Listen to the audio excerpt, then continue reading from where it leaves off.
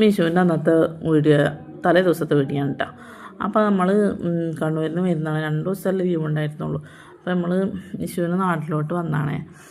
അപ്പോൾ വരുന്ന വഴിക്ക് നമ്മൾ ഇത് കണ്ടിട്ടാ കണിക്കൊന്ന അത് മേടിച്ചിട്ടുണ്ടായിരുന്നേ. പിന്നെ നമ്മൾ പടക്കം നമുക്ക് മസ്റ്റല്ലേ, വിഷു അല്ലേ, ഇപ്പോൾ തലേദിവസം പൊട്ടിക്കാൻ വേണ്ടിയിട്ട് നമ്മൾ ഇതൊക്കെ മേടിച്ചപ്പോൾ ഞാൻ വീട്ടിൽ വന്നേക്കാൻ മാമീനോട് പറഞ്ഞ് മാങ്ങച്ചാറ് ഉണ്ടാക്കാം, അപ്പോൾ നന്നാക്കി കൂടും. അങ്ങനെ ഞാനത് നന്നാക്കി കുറുക്ക് കാണാൻ അരിഞ്ഞ് തരാൻ പറഞ്ഞു. അപ്പോൾ ഞാൻ സ്ക്വയർ പോലൊക്കെ അരിഞ്ഞിട്ടുണ്ട്. അങ്ങനെ അതൊക്കെ നന്നായി കൊടുത്ത്. പക്ഷേ വിനാട്ടനോട് ഇങ്ങനെ വെക്കണം അങ്ങനെ വെക്കണം എന്നൊക്കെ ഓരോന്ന് പറഞ്ഞു തരാട്ടാ. കണി വെക്കാൻ ഞാൻ ആദ്യമായിട്ട് വെക്കൽ. ഇപ്പോൾ വിനാട്ടൻ്റെ കയ്യിനുമായിട്ട് വിനാട്ടൻ വെക്കുന്ന കേട്ടോ. എൻ്റെ അച്ഛനാണെങ്കിൽ അച്ഛമ്മക്ക് കൈനീട്ടം തലേദിവസം കൊണ്ടു നടക്കാൻ വേണ്ടിയിട്ട് വന്നതാട്ടെ തറവാട്ടിക്ക്. അങ്ങനെ അച്ഛമ്മനായിട്ട് സംസാരിച്ചൊക്കെ കുറച്ച് നേരം ഇരുന്ന് അങ്ങനെ അച്ഛമ്മക്ക് വിഷു കൈനീട്ടമൊക്കെ കൊടുത്തിട്ട് അച്ഛൻ പോന്നേ. അങ്ങനെ ഞങ്ങൾ വിഷു എല്ലാം കഴിഞ്ഞ് പിറ്റേ ദിവസം വരിക. വിഷുവിൻ്റെ അകത്ത് ഒന്നും എടുക്കാൻ പറ്റിയില്ല കേട്ടോ.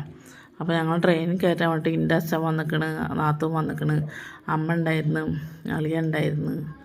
അങ്ങനെ എല്ലാവരും കൂടിയിട്ട് നമ്മൾ ട്രെയിനിൽ കയറ്റി തരാം കേട്ടോ. അത്യാവശ്യം കുറച്ച് സാധനങ്ങളൊക്കെ ഞങ്ങൾ വീട്ടിൽ നിന്ന് കൊണ്ടുവന്നിട്ടുണ്ടായിരുന്നേ. എൻ്റെ വീട്ടിൽ നിന്ന് അച്ഛൻ കൊണ്ടു വന്നിട്ടുണ്ടായിരുന്നു. ഉണ്ണിയപ്പൊക്കെ ഉണ്ടാക്കിയതൊക്കെ കൊണ്ടു വന്നിട്ടുണ്ടായിരുന്നു കേട്ടോ. അങ്ങനെ പോരുമ്പോൾ ഒരു വിഷമം തന്നെയല്ലേ എല്ലാവരും ഇങ്ങനെ കൊണ്ടുവന്നാക്കുന്ന സമയത്ത്. അങ്ങനെ നമ്മൾ ട്രെയിനിലൊക്കെ കയറി നമ്മൾ പോന്നു. നമുക്ക് കയറിയപ്പോൾ തന്നെ സീറ്റ് നമ്മൾ വിചാരിച്ച പോലെ തിരക്കൊന്നും ഉണ്ടായിരുന്നില്ല കേട്ടോ. നമുക്ക് സീറ്റൊക്കെ കിട്ടീനെ. കുറച്ചും കണ്ട് എത്തിയപ്പോൾ ടോട്ട് ഒരു സീറ്റിൽ കിടന്നുറങ്ങിയിട്ട് വന്നേ. ഞാനും ഇവിടെ എത്താൻ താമസമല്ല. ബാക്കിൽ നാട്ടിൽ നിന്ന് കൊണ്ടുവന്ന പടക്കം എല്ലാം ഉണ്ടായിരുന്നു. മൊത്തം കത്തിക്കലട്ടെ. ഇട്ട് വന്ന ഡ്രസ്സും കൂടി മാറ്റി